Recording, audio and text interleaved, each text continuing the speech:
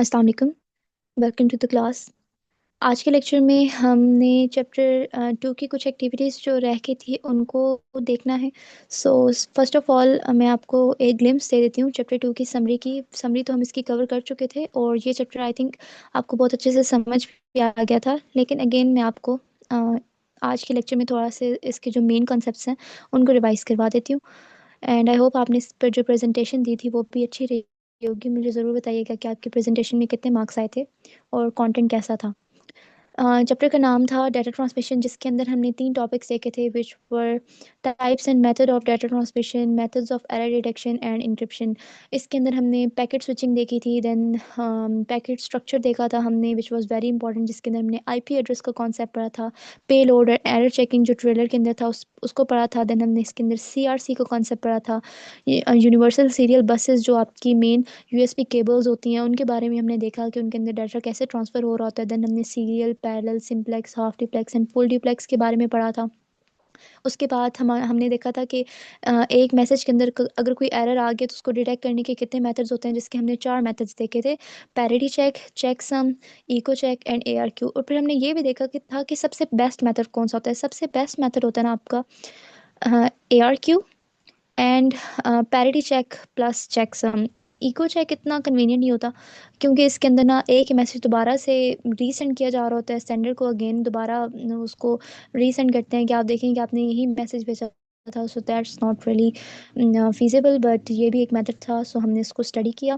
फिर हमने इसके अंदर इंक्रिप्शन और डिक्रिप्शन के बारे में पढ़ा, जिसके अंदर हमने फर्दर उसकी 2 टाइप्स देखी which were symmetric encryption and asymmetric encryption. और एक्टिविटी 2.1 भी हम कर चुके थे। 2.5 एक्टिविटी भी मैंने करवाती थी, जिसके अंदर मैंने आपको इवन और ऑड पैरिटी करवाई थी। वो लेक्चर ग्रुप में शेयर्ड है, आप उसको रेफ़र कर सकती हैं। एक्टिविटी 2.6 भी हो चुकी थी। Then we have activity activity 2.7 भी आई थिंक हमने कर ली थी। एंड उसके बाद हमारी जो लास्ट एक्टिविटी है, एक्टिविटी 2.8 भी कर ली थी। हमारी एक एक्टिविटी रह गई थी विच वाज 2.9, और ये मेन क्रक्स है। अगर आपके इस चैप्टर की टेस्ट होगा तो एमसीक्यूज़ जो हैं वो इसी एक्टिविटी से बनने के चांसेस हैं, बिकॉज तमाम जो एमसीक्यूज़ हैं वो पूरे चैप्टर को कवर कर रहे हैं। सो आपका पूरा चैप्टर भी इसके अंदर समराइज हो जाएगा। सो आपके पास एक्टिविटी 2.9 का क्वेश्चन है। For each of the following 10 question है, choose which of the 5 option correspond to the correct response. 5 option हैं जिनमें से आपने एक करेक्ट ऑप्शन चूज करना है। सो सबसे पहला आपका जो इसके अंदर क्वेश्चन है that is what is meant by term cipher text when used in encryption. Encryption के अंदर जो आप साइफर टेक्स्ट टर्म यूज करते हैं उसका क्या मीनिंग होता है। तो वन बाय वन हम सबको एनालाइज करते हैं सारे आंसर्स को। पहला आंसर लिखा हुआ है एन इंक्रिप्शन और डिक्रिप्शन एल्गोरिदम। नो, इंक्रिप्शन और डिक्रिप्शन एल्गोरिदम को आप एल्गोरिदम से ही डिनोट करते हैं। एन इंक्रिप्टेड मैसेज ऐसा मैसेज जिसके ऊपर आपने इंक्रिप्शन एल्गोरिदम लगाया और वो अनस्क्रैम्बल्ड फॉर्म है। यानी पहले मैं आपको ना बता देती हूँ कि साइफर टेक्स्ट क्या होता है। पहले बताया था लेकिन आपका रिवाइज हो जाएगा कि साइफर टेक्स्ट ना आपके पास स्क्रैम्बल्ड मैसेज होता है, यानी वो मैसेज जिसका मीनिंग किसी को भी समझ नहीं आता सिवाय सेंडर के और रिसीवर के कोड वर्ड में जो आपने बात की होती है, that is scramble message also known as cipher text. So encrypted message this is the correct option. लेकिन आगे वाले ऑप्शन भी देख लेते हैं। सेशन की नो, की मदद से तो आपने इसको स्क्रैम्बल किया है। Another name for plain text no, text following encryption algorithm no. So correct option is B, mark it. Then we have our next question, जिसके अंदर आपको कहा जा रहा है कि when carrying out asymmetric encryption, जब आप एसिमेट्रिक इंक्रिप्शन परफॉर्म कर रहे होते हैं। अब इसी वर्ड से हम एसिमेट्रिक को डिस्कस कर लेते हैं कि सेंडर और रिसीवर मैसेज को इंक्रिप्ट करने के लिए 2 कीज़ यूज़ करते हैं दोनों। और होता क्या है कि अगर एक person, for example this is person A and this is person B, A ने अगर बी को मैसेज भेजना है तो वो बी की पब्लिक की को यूज़ करके मैसेज को इंक्रिप्ट करेगा, क्योंकि जब भी किसी एक इंसान की पब्लिक की से आप मैसेज को लॉक लगाते हैं, मतलब इनक्रिप्ट करते हैं, तो आप उसको सिर्फ और सिर्फ उसी इंसान की प्राइवेट की के साथ डिक्रिप्ट कर सकते हैं। और प्राइवेट की तो किसी को भी नहीं पता, तो इस तरीके से मैसेज अनब्रेकेबल हो जाता है। सो क्वेश्चन में लिखा हुआ है कि जब आप एसिमेट्रिक इंक्रिप्शन परफॉर्म कर रहे होते हैं, विच of the following user would keep the private की। प्राइवेट की किस किस के पास होगी?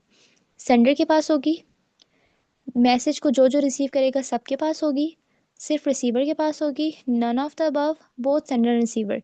किस किस के पास होगी कि जो प्राइवेट की है, अगर आप 2 लोगों के दरमियान में डाटा जा रहा है तो प्राइवेट की सिर्फ सेंडर और रिसीवर के पास होगी ना, और तो किसी के पास भी नहीं होगी। यानी फॉर एग्जांपल मैं आपको समझाती हूँ कि this is user A, this is B. अगर बी सेंड कर रहा है ए को मैसेज, तो प्राइवेट की सिर्फ बी के पास होगी, ए के पास नहीं होगी। और बी सेंड कर रहा है ए को मैसेज, तो प्राइवेट की सिर्फ ए के अपने पास होगी, उसके पास नहीं होगी। सो इसका वैसे तो करेक्ट ऑप्शन बनता है कि प्राइवेट की सिर्फ रिसीवर के पास होगी और किसी के पास नहीं होगी, लेकिन अगर रिसीवर दोबारा से मैसेज भेजता है सेंडर को, तो फिर दोनों के पास आ जाती है। लेकिन इसका जो करेक्ट करेक्ट ऑप्शन है that is B. I think मैंने यहाँ बाय मिस्टेकनली सी ऑप्शन लगा दिया, मैं इसको करेक्ट कर देती हूँ।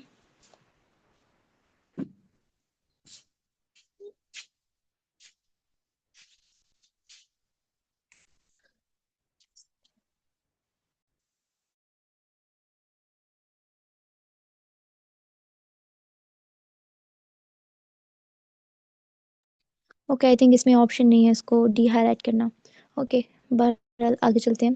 नेक्स्ट जो हमारा थर्ड क्वेश्चन है, इसका जो करेक्ट ऑप्शन है वो रिसीवर है, क्योंकि सिर्फ रिसीवर के पास उसकी अपनी प्राइवेट की होगी, सेंडर के पास उसकी प्राइवेट की नहीं होगी। इन encryption, which of the following is the term used to describe the message before it is encrypted? Simple plain text, कि जब आपका मैसेज सिंपल फॉर्म में होता है, जब उसके ऊपर जब वो रॉ फॉर्म में होता है, ठीक है, जब उसके ऊपर हमने कोई भी एल्गोरिदम अप्लाई नहीं किया, उसको हमने स्क्रैम्बल नहीं किया, तो जो उसका नाम होगा वो प्लेन टेक्स्ट होगा। Then D option, which of the D question, which of the following is the biggest disadvantage of using symmetric encryption? मैं आपको पहले ही बता देती हूँ कि सिमेट्रिक इनक्रिप्शन में ना रिसीवर वाले साइड पे और सेंडर वाले साइड पे, दोनों साइड पे एक ही की यूज होगी।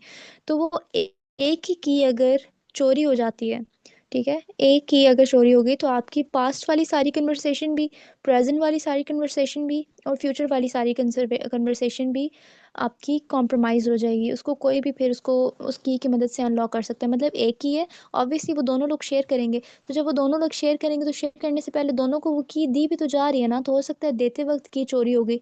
सो बाद में जितना भी मैसेज आप उस की के थ्रू लॉक करके भेज रहे हैं, कोई भी जो हैकर है या वो स्टॉपर है वो उसको अनलॉक कर सकता है। सो हम इसके वन बाय वन सारे पढ़ लेते हैं और देखते हैं कि कौन सा ऑप्शन इससे मैच कर रहा है, जो सिनेरियो मैंने आपको बताया। It is very complex and time consuming. No, ये बिल्कुल भी कॉम्प्लेक्स नहीं है, क्योंकि एक ही होती है। So this option is incorrect. दूसरा ऑप्शन है it is rarely use any more. बात तो ठीक है, लेकिन ये इसका डिसएडवांटेज नहीं है। The value of key reads the same in both direction. No, ये भी डिसएडवांटेज नहीं है। It only works with computer with older operating system. No, this is also incorrect. There is security problem when transmitting the encryption key, क्योंकि जब आप encryption की को transmit कर रहे हैं, अगर की ही चोरी हो गया, तो बाद में जितने मर्जी मैसेज उससे लॉक करके भेज रहे हैं, आपकी तो सिक्योरिटी जीरो है। So E is the correct option.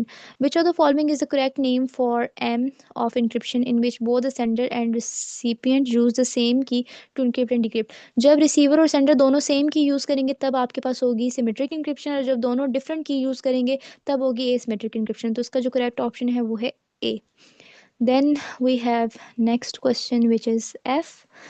And in this question, they are asking us that what of the following is the final number in a code which is calculated from all the numbers in the code. Its purpose is to find error in data entry. याद करें कि जब हमने packet structure पढ़ा था, तो trailer के अंदर ना एक कैलकुलेटेड कोड होता है, जिसको रिसीवर भी दोबारा कैलकुलेट करके मैच करता है। So that was CRC code, यानी cyclic redundancy check. So C is the correct option. Then next question is G, which of the following is a form of error detection? ऐसी error detection की कौन सी form है that makes, जो इस्तेमाल करती है use of a system of acknowledgement and time out, जो एक्नॉलेजमेंट और टाइम आउट यूज़ करती है। याद करें कि कौन सी ऐसी रणनीति थी जिसके अंदर सेंडर एक खास मुद्दत तक वेट करता है कि रिसीवर मुझे पॉजिटिव या नेगेटिव एक्नॉलेजमेंट देगा, उसके बाद मैं उसको नेक्स्ट पैकेट सेंड करूं। सो that was automatic repeat request, means ARQ, जिसके अंदर ऑटोमेटिकली एक टाइम आउट या आपके पास एक्नॉलेजमेंट जाती है। अगर एक्नॉलेजमेंट पॉजिटिव है तो वो नेक्स्ट पैकेट भेजेगा, नेगेटिव है तो नेक्स्ट पैकेट सेंड नहीं किया जाता, और ख़ास टाइम तक एक्नॉलेजमेंट का वेट किया जाता है। अगर उस टाइम के अंदर अंदर एक्नॉलेजमेंट आ जाती है तो ठीक, अगर नहीं आती तो पैकेट को दोबारा रीसेंड कर दिया जाता है। So that was ARQ। Then we have next question, which of the following method uses an extra bit added to a byte to ensure it contains an even number of ones और odd? यहाँ पर even odd का जिक्र आ जाना, आपने समझ आना है कि पैरिटी चेक की बात हो रही है। Which of the following uses a calculated value which is sent after a block of data? Checksum use करता है, चेकसम की कैलकुलेटेड वैल्यू होती है। Again really easy. Okay, so This is our last question. J. Which of the following describes a check where the receiving computer sends back a copy of data? हाँ जी, that is really easy. कि sender ने अगर ये है sender, ये है receiver. Error check करने का इसके अंदर क्या मेथड था कि सेंडर ने रिसीवर को कोई भी मैसेज भेजा एम, रिसीवर दोबारा से वो मैसेज रीसेंड करेगा सेंडर को और उससे पूछेगा कि क्या यही मैसेज जो आपने में भेजा। So that was echo check. Echo का मतलब होता है आवाज़ दोबारा वापस आना। तो यहाँ पर आवाज़ तो वापस नहीं आ रही, यहाँ पर दोबारा से मैसेज रीसेंड किया जा रहा है सेंडर को, यानी गूंज के वापस वो मैसेज आ रहा है कि चेक करें कि क्या यही मैसेज था जो आपने मुझे भेजा, इसके अंदर कोई एरर तो नहीं है। So that was echo check. So these were our objectives and इसके बाद हम इसकी कुछ इंपॉर्टेंट टर्म्स देख लेते हैं जो आपको लाजमी आनी चाहिए। ठीक है, जिसके अंदर सबसे पहली टर्म आ जाती है डाटा पैकेट की। आई होप आपने इसकी प्रेजेंटेशन दी है तो ये आपको बहुत अच्छे से ये सारी टर्म्स आती होंगी। जिसमें पैकेट हेडर आ जाता है, packet trailer, cyclic redundancy check, payload क्या होता है एक्चुअल मैसेज, नोड एक नेटवर्क के अंदर हर डिवाइस जो डाटा सेंड भी कर सकती है और रिसीव भी कर सकती है उसको हम नोड कहते हैं। Packet switching was a method to transmit data, router was also device to transmit data between different networks. Real time streaming के जब आप लाइव कोई इवेंट देख सकते हो, जैसे आप क्रिकेट देख रहे हैं live, so that is real time streaming.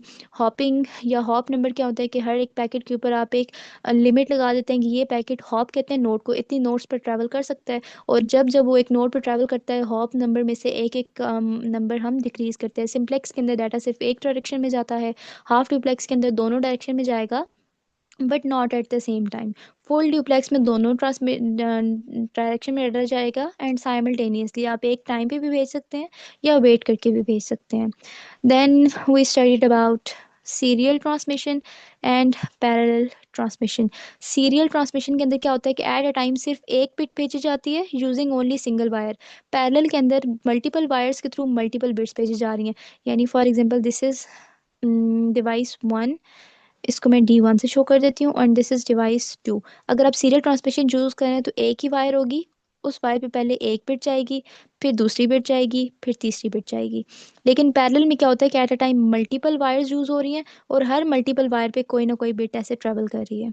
Means parallel transmission हो रही है। स्क्यूड डाटा किसको कहते हैं कि जब पैकेट्स आउट ऑफ ऑर्डर चले जाएं और वो डाटा जिसकी सीक्वेंस नंबर बाद में था वो पहले चला जाए। और जैसे कि आपकी कई दफ़ा क्या होता है कि आप वीडियो कॉल करते हैं या कॉल करते हैं, वीडियो कॉल में अक्सर आपको चेहरे के एक्सप्रेशन पहले नज़र आ जाते हैं, आवाज़ बाद में आती है, आवाज़ पहले आ जाती है और वीडियो बाद में बफर होती है। So that is skewed data. फिर हमने यूएसबी के बारे में पढ़ा, पैरिटी चेक मेथड के बारे में, parity bit, parity block, byte, checksum. ये सारी टर्म्स आप यहाँ से शॉर्ट क्वेश्चन के लिए यहाँ से प्रिपेयर कर सकती हैं, आपको आसानी होगी अगर आप अंदर से इनकी डेफिनेशन नहीं करना चाहती। देन ARQ के बारे में पढ़ा हमने। एक्नॉलेजमेंट क्या होती है, ऐसा मैसेज जो एक्नॉलेज करता है कि यस मैंने डाटा रिसीव कर लिया और वो डाटा एरर फ्री था।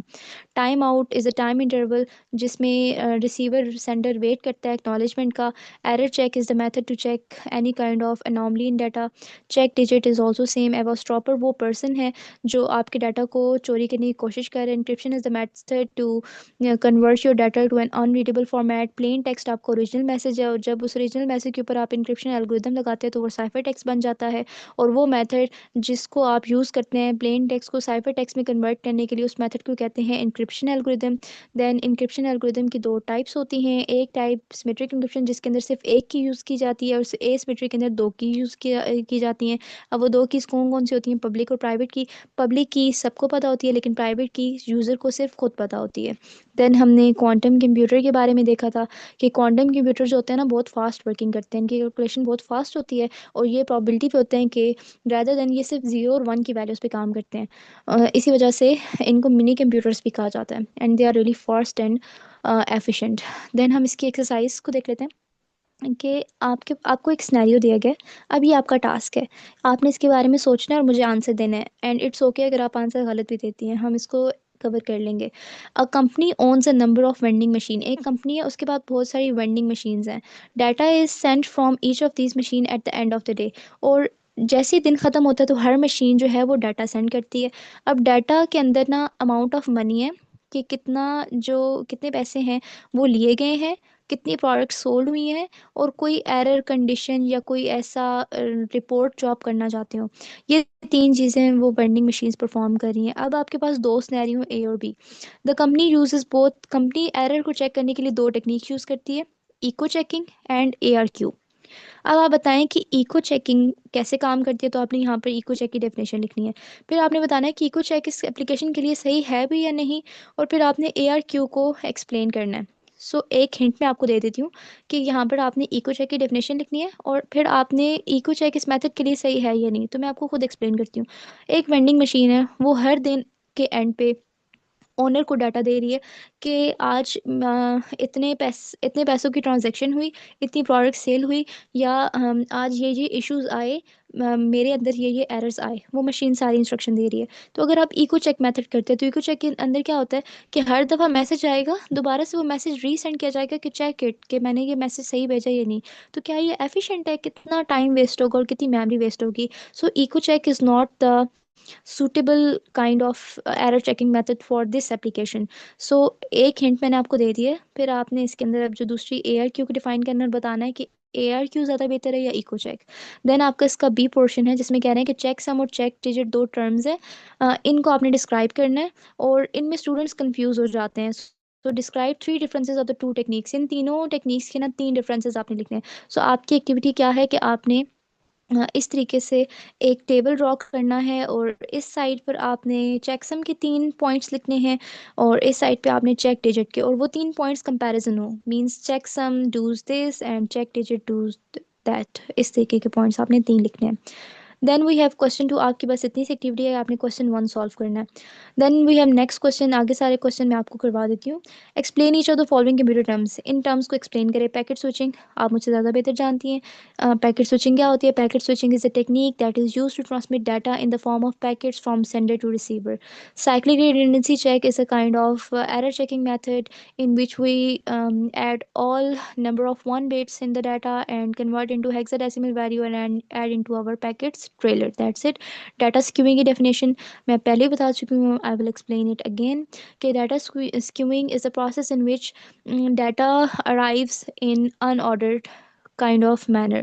Universal serial bus is a kind of input output device through which you can transmit your data using serial transmission. Parity bit is kind of a extra bit in your message that is used to detect errors, and it can be even or odd. सो ये पांच terms हैं, आप इनकी definition देख सकती हैं। Then third question है, okay this question is really interesting. यहाँ पे समझ आएगी कि आपके कितने कॉन्सेप्ट्स हैं इस चैप्टर के, क्योंकि हमने इस चैप्टर को ना बहुत टाइम लगा कर बहुत अच्छे से डिटेल में स्टडी किया है। सो आपको यहाँ से समझ आ जाएगी कि आपको ये चैप्टर कितना आता है। आपको यहाँ पर 8 डिस्क्रिप्शंस दी गई हैं, ठीक है, और आपने बताना है, और तीन कॉलम्स है, checksum, parity check, ARQ। Tick the appropriate column which correctly matches each description to the error checking technique. Error checking technique लिखे हुए और आपने बताना है कि ये किस टेक्निक का हिस्सा है, यानी ये डिस्क्रिप्शन किस टेक्निक की है, चेकसम की है, पैरिटी चेक की है, या ARQ है। For each description it is possible to match one two और थ्री, और मुमकिन है कि ये सारी जो डिस्क्रिप्शन है ये एक कॉलम में हो, या दो में भी आ सकती है, या तीन में भी आ सकती है, या किसी में भी नहीं आ सकती। Okay, so let's study it in detail. Extra sent with each byte of data, किसके अंदर एक्स्ट्रा बिट सेंड की जाती है? चेकसम के अंदर? नो। पैरिटी चेक के अंदर? यस। पैरिटी चेक के अंदर एक पैरिटी बिट सेंड की जाती है ना, जिसमें इवन जो ऑड पैरिटी को डिक्लेयर किया जाता है। ARQ के अंदर नहीं। ऑटोमेटिक रिपीट क्वेश्चन के अंदर, रिक्वेस्ट के अंदर तो ऐसा कुछ भी सीन नहीं होता। Then makes use of time out and acknowledgement. Checksum तो कोई भी एक्नॉलेजमेंट या टाइम आउट यूज नहीं करता, पैरिटी चेक भी नहीं करता, हाँ ARQ जरूर करता है। So this one is correct. If an error is found, अगर कोई एरर मिल गया, a request is made to resend the data, तो कौन ऐसी रिक्वेस्ट करता है जिसके अंदर डाटा रीसेंड किया जाता है?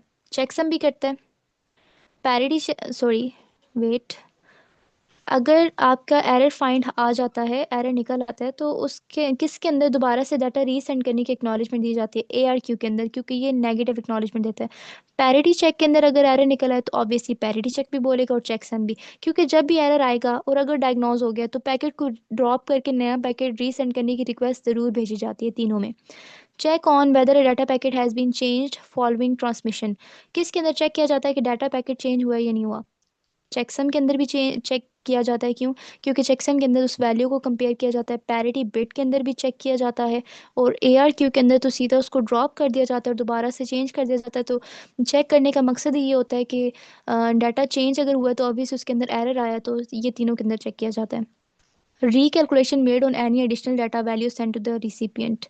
Recalculation कौन करता है? चेक्सन करता है या पैरिटी चेक करता है? दोनों करते हैं, लेकिन ARQ नहीं करता. Data is transmitted in blocks और पैकेट्स. ब्लॉक्स या पैकेट्स की फॉर्म में डाटा कहाँ ट्रांसमिट होता है? चेकसम में, पैरिटी चेक में या ARQ में? तीनों में. आप देखें कि जो डाटा होता है वो ऑब्वियसली पैकेट की फॉर्म में जा रहा है, तो सब में जा रहा है. A method that can determine which bit in a data stream has been changed. किस मेथड के थ्रू आप चेक कर सकते हैं कि कौन सी बिट चेंज हुई है? सिर्फ पैरिटी चेक के अंदर, ना चेकसम के अंदर कर सकते हैं और ना ARQ के अंदर. याद करें, पैरिटी चेक जो आप रो वाइज और कॉलम वाइज चेक कर रहे थे, उसके अंदर आप चेक कर सकते हैं कि कौन सी बिट चेंज हुई है. Additional value sent at the end of a block of data is to be used to check if any data transmission errors occurred. वो चेकसम में एडिशनल वैल्यू चेकसम की भेजी जाती है, ना पैरिटी चेक में होती है और ना ARQ में, क्योंकि पैरिटी चेक में तो शुरू में एक बिट होती है, ARQ में कोई बिट नहीं होती, सिर्फ चेकसम में होती है. सो आई होप आपको ये क्वेश्चन समझ आया होगा. It was really interesting. Then आपके पास नेक्स्ट क्वेश्चन है which is four statement about ARQ are given below. आपने इनका ऑर्डर सही लिखना है. ARQ का सबसे पहला स्टेप होता है कि सेंडिंग कंप्यूटर, ये पहला स्टेप होगा. आपने इनको रीऑर्डर करना है. आपने स्टेप को पहले लिखना है कि सेंडिंग कंप्यूटर सबसे पहले एक ब्लॉक ऑफ डाटा सेंड करता है रिसीविंग कंप्यूटर को. देन सेंडिंग कंप्यूटर वेट करता है एक टाइम पीरियड में जिसमें उसने क्या रिसीव करनी होती है? एक्नॉलेजमेंट. और अगर उसको एक्नॉलेजमेंट मिल गई तो वो एक ख़ास टाइम पीरियड तक वेट करता है. अगर एक्नॉलेजमेंट मिल गई तो ठीक, नहीं मिली तो डाटा को रीसेंड कर देगा. ये तीसरा स्टेप होगा और चौथा स्टेप यही रहेगा एज इट इज़. इसकी सीक्वेंस चेंज नहीं होगी. आपने सिर्फ इनकी सीक्वेंस वाइज इन स्टेप्स को देखना है. सो अगर आपको ये टॉपिक्स आते हैं तो आप इजीली इसको परफॉर्म कर सकती हैं. देन आपके पास चेक सम की सीक्वेंस आपने करनी है. चेक सम के अंदर सबसे पहले क्या होता है? सेंडिंग कंप्यूटर जो है वो एक ब्लॉक ऑफ डाटा सेंड करता है. ये 2 वाला जो इसका ऑप्शन है ये पहले नंबर पे आएगा. रिसीविंग कंप्यूटर क्या करता है? No, together, no, this is not first step, sorry, this is not your first step. Sending computer क्या करता है? Sending computer uses a block of data. सबसे पहले सेंडिंग कंप्यूटर क्या करेगा? चेकसम फाइंड करेगा. फिर उस चेकसम की वैल्यू के साथ वो ट्रांसमिट कर देगा आपके डाटा पैकेट को. फिर रिसीवर क्या करेगा? रिसीवर जब डाटा पैकेट को रिसीव करेगा, यानी ये दूसरा स्टेप है, ये तीसरा स्टेप है, उसको चेकसम को रिकैलकुलेट करेगा. रिकैलकुलेट करने के बाद दोनों को कंपेयर करेगा. This is your fourth step. और अगर वो दोनों मैच होते हैं तो ठीक, नहीं मैच होते तो वो पैकेट को रीट्रांसमिट करने की रिक्वेस्ट भेजेगा. So this is your fifth step. Okay. Then you have parity checking. ये आप करेंगे. This is your task. ये जो C वाला आपके पास एक्टिविटी है ये आप करेंगे. Okay. This is your homework. इसको आपने बस मुझे स्क्रीनशॉट भेजना है जिसमें आपने इन सबको करेक्टली ऑर्डर किया. वो आप इसके जो मेन टॉपिक है बुक के अंदर थ्योरेटिकल, उसको रेफर कर सकती हैं. ओके. लास्ट वाला मैं करवा देती हूँ. चेक डिजिट के अंदर क्या होता है? A human operator will be asked by the computer to re-enter the numerical code. No, this is not your first step. The computer calculates the text digit based on the numerical code entered into the computer. The computer compares the human operator. Yes, सबसे पहला step ये है कि एक human operator numerical code को computer के अंदर type करेगा. Then the computer calculates the check digit based on the numerical code. ये दूसरा स्टेप हो गया. Then the computer compares the calculated check digit. Yes. फिर ये तीसरा स्टेप होगा. Then sorry, this would be your third step, this would be your fourth step, and human operator will be asked. Then अच्छा, उन दोनों को फिर compare किया जाएगा. This would be your fifth step and this would be again your sixth step. यानी सबसे पहले क्या होगा कि एक ह्यूमन ऑपरेटर न्यूमेरिकल कोड को कंप्यूटर के अंदर एंटर करेगा. देन वो न्यूमेरिकल कोड कंप्यूटर क्या करेगा? उस न्यूमेरिकल कोड के थ्रू चेक डिजिट को कैलकुलेट करेगा. चेक डिजिट को कैलकुलेट करने के बाद वो उसकी वैल्यू को कंपेयर करेगा जो ह्यूमन ऑपरेटर ने टाइप की थी. अगर दोनों करेक्ट हैं तो ठीक, वरना वो क्या करेगा? कंपेयर करने के बाद अगर वो दोनों मैच नहीं करते तो वो ह्यूमन ऑपरेटर को बोलेगा कि आपने न्यूमेरिकल कोड एंटर करने में गलती की है, दोबारा री एंटर करें. तो उसको बोलेगा कि आप री एंटर करें. So this would be your sixth step. तो मैं यहाँ पे लिख देती हूँ आपके आसानी के लिए. This is your first step, this is your second step, this is your third step, this is your fourth step. Sorry, this is not your fourth step. 1 2, this is your third step, this is your fourth step, this is your fifth step, and this is your sixth step. I hope it makes sense. Then we have question 5, and in question 5 हमें कहा जा रहा है कि symmetric encryption को और asymmetric को define करें. You know it. Explain why encryption क्यों यूज़ की जाती है. For providing security. बस इसका एक दो लाइन का आंसर आपने लिखना है. That's it. And I think 6 question जो है ये आपने करना है, क्योंकि इसमें ना आपने इनको करने में आपको एक दो सॉल्व करके बता देती हूँ. आपने लाइन्स ड्रॉ करनी है according to description. For example मैं ये सॉल्व करती हूँ. A data transmission method where data is sent one bit at a time over a single wire channel. So आप देखें कि सीरियल के अंदर ऐसे किया जाता है, और किसके अंदर ऐसा काम किया जाता है कि डाटा को एक टाइम में सिर्फ एक बिट भेजी जाएगी. हर मेथड के ना इन्होंने बोला हुआ है कि दो हो सकते हैं. सो एक तो सीरियल के अंदर ऐसा हो सकता है. Then we have that's it. सिर्फ सीरियल के अंदर ही ऐसा होता है, और तो कहीं भी ऐसा काम नहीं हो रहा होता. Okay. A data error occurring when data arrives at the destination out of synchronization, that is data skewing. skewing के अंदर ऐसा हो रहा होता है.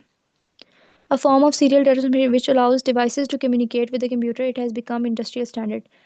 ओके. किसके अंदर जो डाटा है वो सीरियल में हो रहा होता है. देखें यूएसबी जो है ये बहुत वायरल है, जो सीरियल डाटा ट्रांसमिशन कर रही होती है. a data transmission method where data can be sent in both directions at the same time. देखें ये फुल ड्यूप्लेक्स है जिसमें दोनों डायरेक्शन में साइमल्टेनियस भेज सकते हैं. वन बिट एडिशनल यूज़ की जाती है. That is your it is based counting the number of one bits. Counting the number of one bits ये checksum में count की जाती हैं number of one bits. Method of error detection and values calculated from a block of data. That is your during data transmission. That is also checksum. checksum के अंदर ही values count की जाती है ना, और एक check digit के अंदर भी की जाती है. ठीक है, आपको क्लियर नहीं बताएगा तो आप दोनों के साथ मार्क कर सकते हैं. एडिशनल बिट देखें पैरिटी चेक के साथ भी भेजी जाती है, तो आप इसको भी मार्क कर सकते हैं. और देख लीजिएगा कोई और मार्क हो रहा है तो आप उसको कर सकती हैं. And that's it for today. अगले वाले क्वेश्चन भी हैं, वो भी आपके पास. देखें यहाँ पर आपने क्या करना है कि a file server is used as central data store for a network of computers. Rory sends data from his computer to a file server that is approximately 100 meters away. एक पर्सन है रॉरी, वो एक file server के ऊपर data store करवाने के लिए data भेजता है, और वो जो फाइल सर्वर है वो 100 मीटर के फासले पर है, 100 मीटर के फासले पर है. तो डाटा को ट्रांसमिट करने का सबसे बेहतर तरीका क्या होगा. ठीक है, सुटेबल. देखिए 100 मीटर्स कोई इतना लंबा डिस्टेंस नहीं है, तो उसने सिर्फ फाइल सर्वर पे डाटा स्टोर करवाना है. सो वो हाफ ड्यूप्लेक्स भी यूज़ कर सकता है और ड्यूप्लेक्स भी यूज़ कर सकता है, और मेरे ख्याल से इसके लिए सिंप्लेक्स सीरियल मोड बेहतर रहेगा. Explain why your answer A I is the most suitable. आप बताएंगे ये सुटेबल क्यों है. क्योंकि 100 मीटर्स का फासला है और उसकी जो डाटा है उससे सिर्फ स्टोर करवाना है सर्वर के ऊपर, और कोई काम नहीं करना. तो सीरियल के साथ भी आप काम कर सकते हैं, बिकॉज ये चीप है लेकिन ये एक्सपेंसिव है. एंड आप हाफ ड्यूप्लेक्स भी यूज़ कर सकते हैं और डिप्लेक्स भी यूज़ कर सकते हैं. सिंप्लेक्स क्यों नहीं यूज़ करें, क्योंकि जो सर्वर है वो आपको दोबारा मैसेज भेज सकता है. ठीक है, इस वजह से आप हाफ ड्यूप्लेक्स या ड्यूप्लेक्स दोनों को कंसिडर कर सकते हैं. देन ट्रू फॉल्स ये भी आप करेंगे. And that's it about your exercise. True false भी आपने करना है, दैट इज़ योर होमवर्क. तो आपको मैंने बेसिकली आज 3 क्वेश्चन होमवर्क पे दिए. तो ये कल आपने अपनी असाइनमेंट लेक्चर से पहले सबमिट करवानी है. Thank you.